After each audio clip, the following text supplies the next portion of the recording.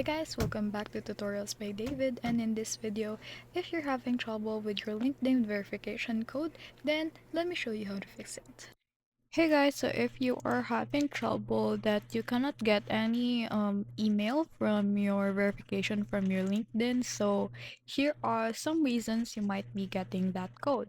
So first of all is you might enter the incorrect email or phone number, like typos or outdated info can block, of course, the delivery. Next is you want to look into your spam. If you cannot see it in your inbox, you want to go to your spam or all mail. You can also do that, but sometimes it might be on your spam. Next, other one is that the code might be already used code or it is expired.